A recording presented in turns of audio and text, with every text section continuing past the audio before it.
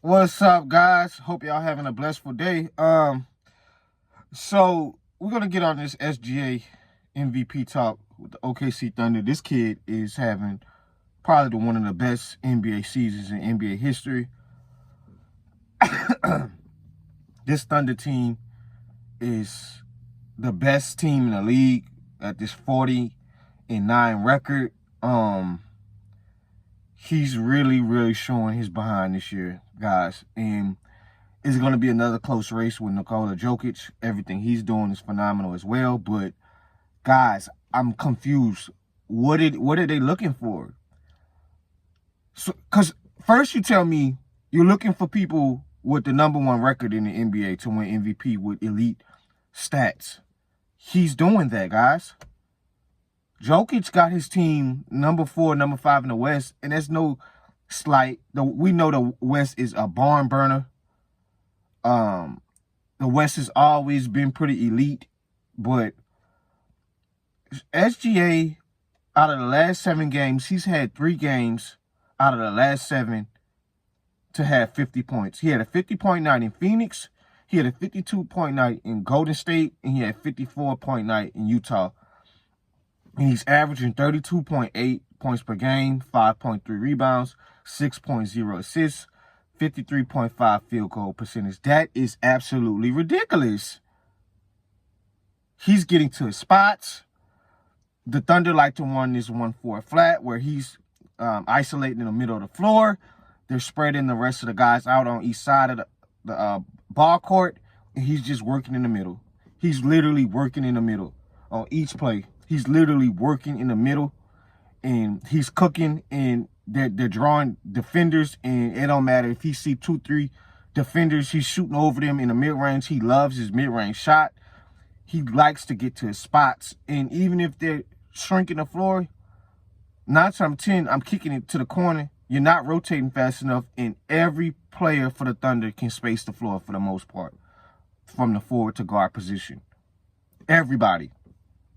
Whether it's Isaiah Joe, whether it's Wiggins, whether it's Caruso, whether it's even Lou Dort. Lou Dort came in the league as a defensive stalwart. Now this guy's a 3-and-D elite player. 3-and-D player, good player. Good player. And this don't even include Jalen Williams and Chet Holmgren.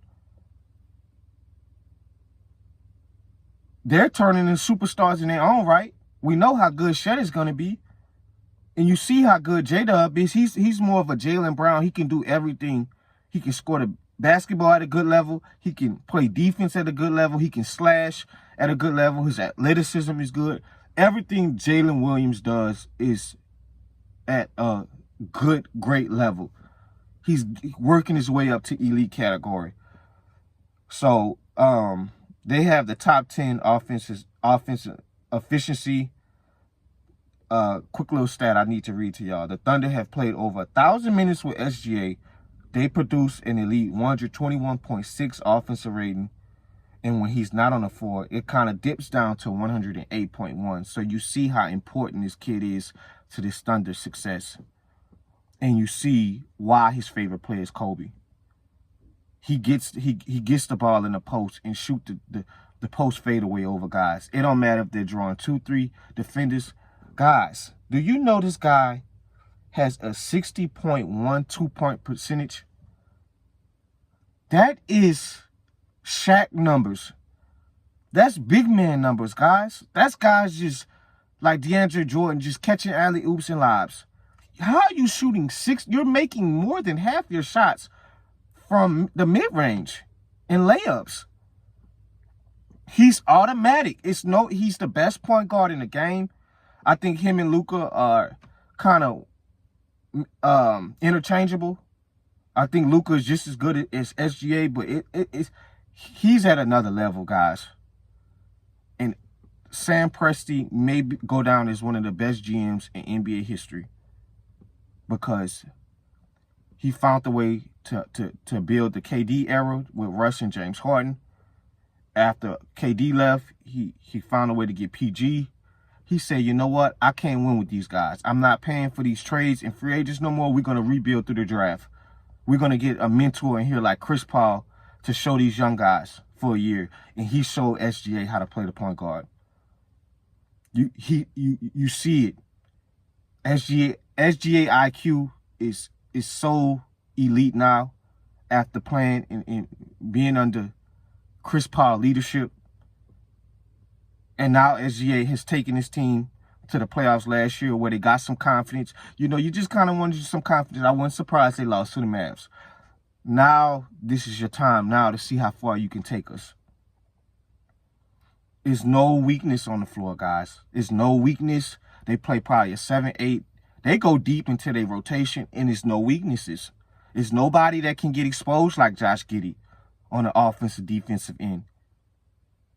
You can't play Josh Giddey out there when we playing playoff basketball because guess what? Josh Giddey is the one weak link, guys. He don't play much defense. He don't have an outside shot.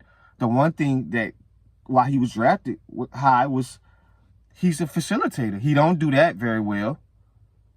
That was a little bit because SGA had the ball in his hands a lot, but I just never liked Josh Giddey. I'm glad they got Caruso because you got another 3-and-D player or a guard, a shooting guard type of player that can play the defense. Caruso is going to make anybody better, especially on the defensive end. So back to his 60.1 two-point percentage this year. Let me tell y'all the other guys that had great elite two-point percentage at the guard position. So Kobe had it in 2012 to 2013 season. He had 51.02 point. And Mike had it in 1988 to 1989 season, 55.3. SGA has 60% field goal percentage. 60. If I'm Mark Dagnall, bro, shoot all night in the mid-range. It's automatic, guys. It's a layup for him. This kid is different. He's a top 5 best player right now in the league. He's different. He is different.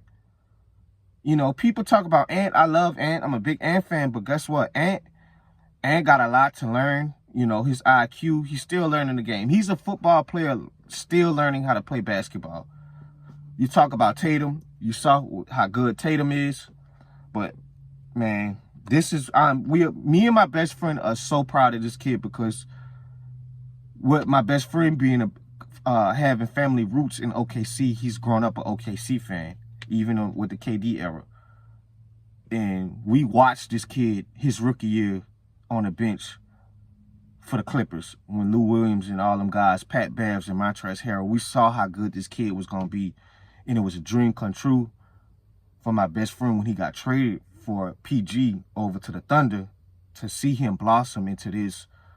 I'm so proud of this kid, man. He has turned this Thunder franchise around, and Sam Presti has built another powerhouse again with the big three, with him, Chet, and Jalen Williams, and all these other guys. All these other guys can be a starter on any other team. That's how good these guys are. The Wiggins guy, great player. Isaiah Joe, great player.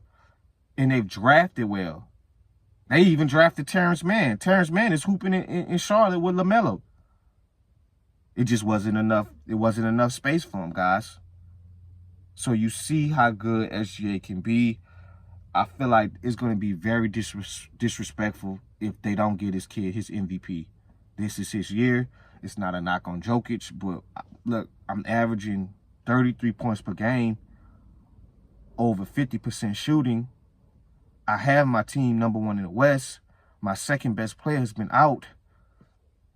And people keep acting like Jokic is playing with trash. He's not playing with trash, guys. Jamal Murray, Aaron Gordon, and Michael Porter Jr., they're still there.